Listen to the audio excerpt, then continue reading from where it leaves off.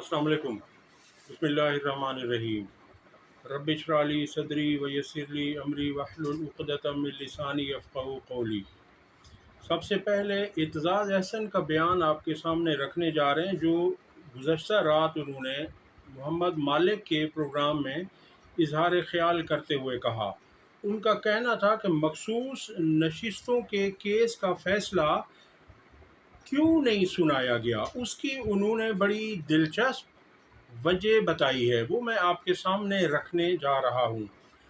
चौधरी एतज़ाज़ अहसन का कहना था कि काजी फ़ायज़ ईसा के साथ अगर आज जजेस की अक्सरियत होती तो वो मुख्तसर फ़ैसला आज ही सुना देते।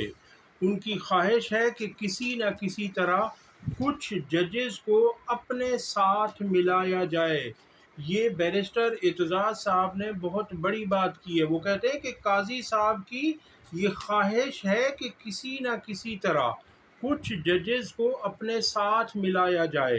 एतज़ाज़ अहसन किसी न किसी तरह में कोर्ट से बाहर भी कोई कोशिश हो सकती है। मोहम्मद मालिक यानी मोहम्मद मालिक ने उनसे सवाल किया कि आप जो कह रहे हैं किसी न किसी तरह, तो इसका मतलब ये है कि क्या कोर्ट से बाहर भी कोई कोशिश की जा सकती है, यानी उन्हें मजबूर किया जा सकता है या उन जजेस को कायल किया जा सकता है कि वो काजी साहब की राय से मुत्तफिक हो जाएं। इस बारे में एतज़ाज़ अहसन ने कहा, इस बारे में कुछ कहा नहीं जा सकता।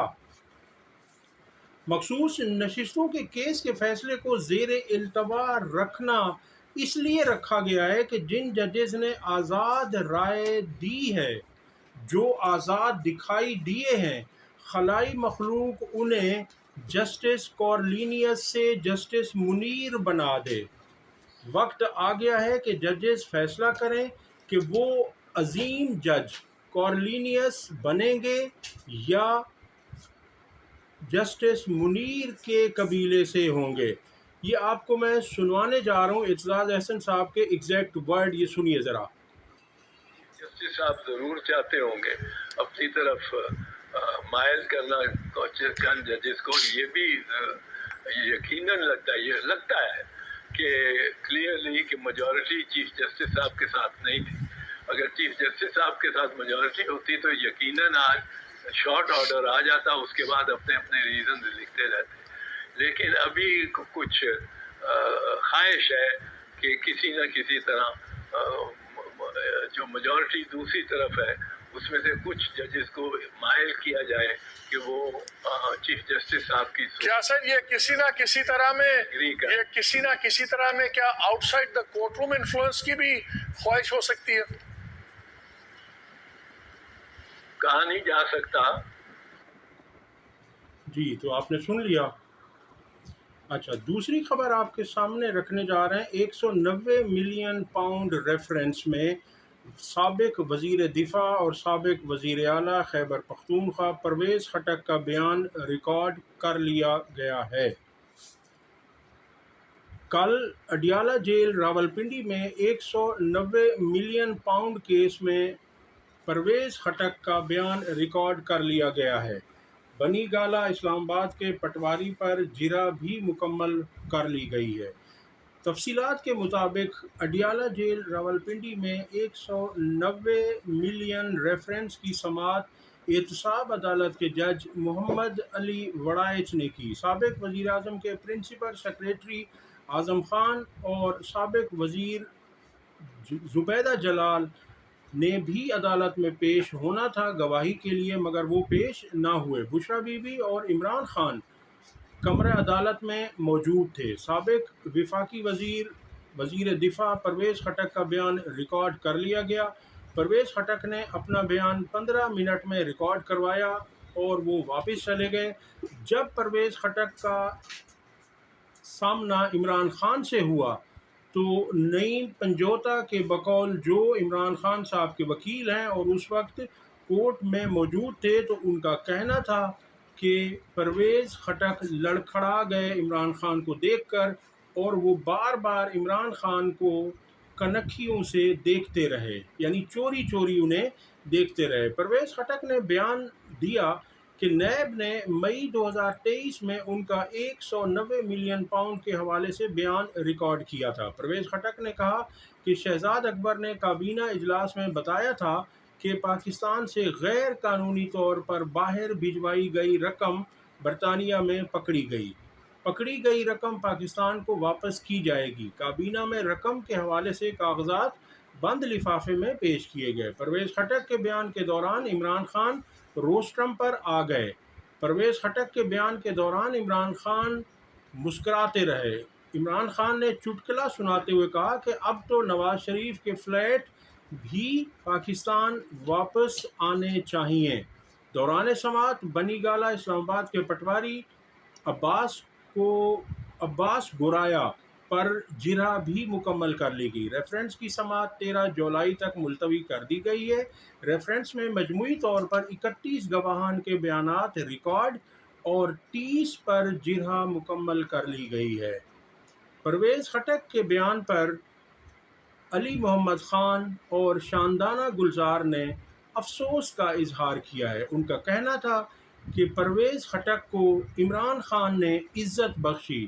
اس شخص کو کوئی نہیں جانتا تھا مگر اس نے عمران خان کی وفاؤں اور عزت کا صلہ اس بے وفائی میں دیا، اس سے ہمیں یہ توقع نہیں تھی۔ اگلی خبر آپ کے سامنے رکھتے ہیں کہ اڈیالہ جیل میں کل 190 ملین پاؤنڈ کیس کی سماعت کے بعد عمران خان نے میڈیا سے گفتگو کرتے ہوئے کہا کہ ملک کو بچانا ہے تو صاف شفاف الیکشن کے علاوہ کوئی دوسرا راستہ نہیں ہے۔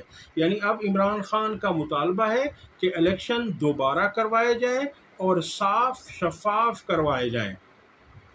ان کا مزید کہنا تھا کہ میرے ساتھ جو سلوک کیا جا رہا ہے ایسا لگتا ہے جیسے میں نے پاکستان کے ساتھ کوئی بڑی غداری کی ہو۔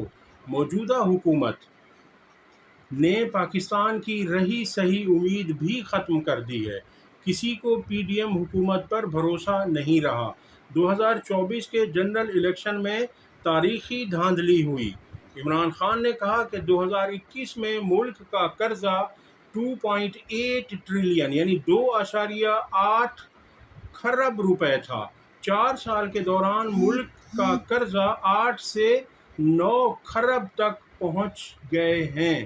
جس غریب کا بل 2000 کا آتا تھا اب اس کا بل 10,000 آتا ہے۔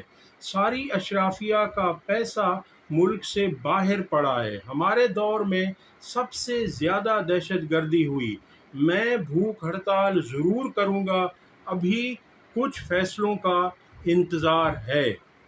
اگلی خبر آپ کے سامنے رکھتے ہیں کہ گاڑیوں کی فروخت میں ریکارڈ کمی آئی ہے۔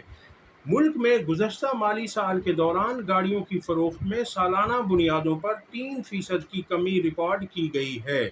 آل پاکستان آٹو موبائل مینوفیکچررز ایسوسی ایشن کے اعداد و شمار کے مطابق گزشتہ مالی سال کے دوران ملک میں گاڑیوں کی فروخت میں 3% کمی ریکارڈ کی گئی ہے۔ مالی سال 2024 میں 1,32,079 گاڑیاں فروخت ہوئیں جو کہ مالی سال 2023 میں فروخت ہونے والی 1,34,835 یونٹس کے مقابلے میں 3% کم ہے۔